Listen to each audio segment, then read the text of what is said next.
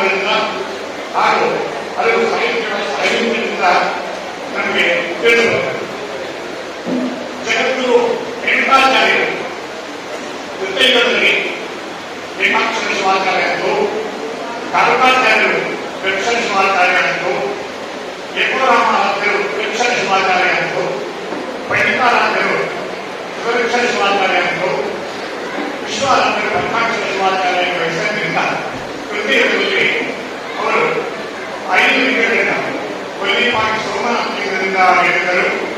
ಹಾಗೆ ಪಡಸಿದ್ದೇಶ್ವರಲಿಂಗ ಶಿವರಾಮದಲ್ಲಿ ಅಲ್ಲಿ ಶ್ರೀ ಮರುಳಾರಾಧ್ಯರು ಅಥವಾ ಪಡಸಿದ್ದೇಶ್ವರಲಿಂಗದಿಂದ ದಾನಗಳು, ಹಾಗೆ ಯಕೋರಾಮಾನಂದರು ರಾಮನಾಥ ಲಿಂಗದಿಂದ ಉದ್ಭವಿಸಿದರು.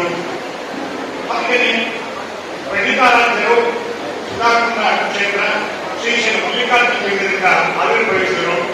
ವಿಶ್ವಾರಾಧ್ಯರು ಕಾಶಿಯ ವಿಶ್ವನಾಥ ಲಿಂಗದಿಂದ ಆವಿರ್ಭವಿಸಿ ಪ್ರಪಂಚದ ಕಲ್ಯಾಣಕ್ಕಾಗಿ ಧರ್ಮ ಪ್ರಚಾರಕ್ಕಾಗಿ ಎಲ್ಲ ಯುಗಗಳಲ್ಲಿ ಅವತಾರವನ್ನು ಎತ್ತಿ ಈ ಒಂದು ಮಹಾಧರ್ಮ ವೀರಶೈವ ಧರ್ಮ ವಿಶ್ವ ಧರ್ಮವನ್ನಾಗಿ ಮಾಡಬೇಕು ಅನ್ನತಕ್ಕಂತಹ ಏಕೋದ್ದೇಶದಿಂದ ತಾವು ಅವತರಿಸಿ ಏನು ತಪೋಶಕ್ತಿಯಿಂದ ತಮ್ಮ ಜ್ಞಾನಶಕ್ತಿಯಿಂದ ಎಲ್ಲ ಕಡೆಯೂ ಧರ್ಮಾಚರಣೆಗಳನ್ನು ಮಾಡಲಿ, ಪ್ರಪಂಚ ಎಲ್ಲವೂ ಧರ್ಮದಿಂದ ಯುಕ್ತವಾಗಿ ಧರ್ಮಯುಕ್ತರಾಗಿ ಎಲ್ಲರೂ ಧರ್ಮಿಷ್ಠರಾಗಿ ಜ್ಞಾನಿಗಳಾಗಿ ಸಮಾಜದಲ್ಲಿ ಶಾಂತಿಯುತವಾಗಿ ಬದುಕಲಿ ಅಂತಕ್ಕಂಥ ಮೂಲ ಉದ್ದೇಶವನ್ನ ಇಟ್ಕೊಂಡು ಸರ್ವಧರ್ಮ ಸಮನ್ವಯವನ್ನ ಸಾಧಿಸಬೇಕು ಅಂತಕ್ಕಂತಹ ಏಕೋದ್ದೇಶದಿಂದ ರೇಣುಕಾದಿ ಪಂಚಾಚಾರ್ಯರು ಆವತ್ತಿನ ದಿನದಲ್ಲಿ ಆಯಾ ಲಿಂಗಗಳಿಂದ ಅವತರಿಸಿರ್ತಾರೆ.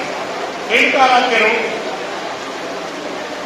ಪ್ರಥಮ ಪೀಠಾಧಿಪತಿಯಾಗಿದ್ದು ಅನೇಕ ಸಂಸ್ಕೃತ ಕವಿಗಳು ರೇಣುಕಾಚಾರ್ಯರ ಬಗ್ಗೆ ಕಾವ್ಯಗಳನ್ನು ರಚಿಸಿದ್ದಾರೆ. ಸಿದ್ಧನಾಥ ಶಿವಾಚಾರ್ಯರ ಸಂಸ್ಕೃತದಲ್ಲಿ ರೇಣು ವಿಜಯವನ್ನ ಬರೆದಿದ್ದಾರೆ. ಹರಿಹರ ಕವಿ ರೇಣುಕರ ರಗಳೆಯನ್ನ ಸಹ ರಚಿಸಿದ್ದಾರೆ. ಹಾಗೆ ಚತುರ್ಮುಖ ಬೊಮ್ಮ ಅರಸಂತಕ್ಕಂಥವರು ರೇವಣ ಸಿದ್ದೇಶ್ವರ ಪುರಾಣವನ್ನ, ಮಲ್ಲನ ಕವಿ ರೇವಣ ಸಾಂಗತ್ಯ ಅಂತಕ್ಕಂಥದ್ದನ್ನೇ ಈಶಾನ್ಯ ಶಿವಗುರು ಎಂಬತಕ್ಕಂಥವ್ರು ಸಂಸ್ಕೃತದಲ್ಲಿ ರೇಣುಕ ಚರಿತ್ರೆಯನ್ನು ಸಹ ಬರೆದಿರುತ್ತಾರೆ. ಹಾಗೆ ರೇಣುಕರು ಅಗಸ್ತ್ಯ ಮಹಾಮುನಿಗೆ ವೀರಶೈವ ಸಿದ್ಧಾಂತವನ್ನ ತಿಳಿಸಿ ಶಸ್ತ್ರ ಪಂಚಾಚಾರ ಹಾಗೂ ಅಷ್ಟಾವರಣ ಎಲ್ಲವನ್ನು ಅವರಿಗೆ ತಿಳಿಸಿ ಶಿವಜ್ಞಾನ ಸಂಪನ್ನರನ್ನಾಗಿ ಮಾಡಿ ಅವ್ರನ್ನ ಅಗಸ್ತ್ಯ ಮಹಾಮುನಿಯ ಪಟ್ಟಕ್ಕೆ ಏರಿಸಿದಂಥ ಕೀರ್ತಿ ವೀರಶೈವ ಲಿಂಗಾಯತ ಧರ್ಮದ ಗುರುಗಳಾದಂಥ ರೇಣುಕಾಚಾರ್ಯರಿಗೆ ಸಲ್ಲ.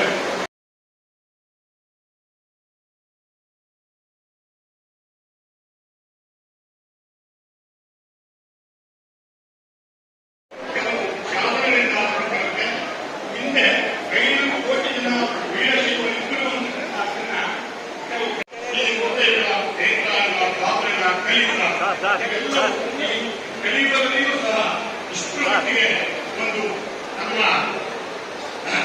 ಧರ್ಮದ ಬಗ್ಗೆ ಸಾಕಷ್ಟು ಹೆಜ್ಜೆಗಳನ್ನ ತಂದೆ ಎಲ್ಲ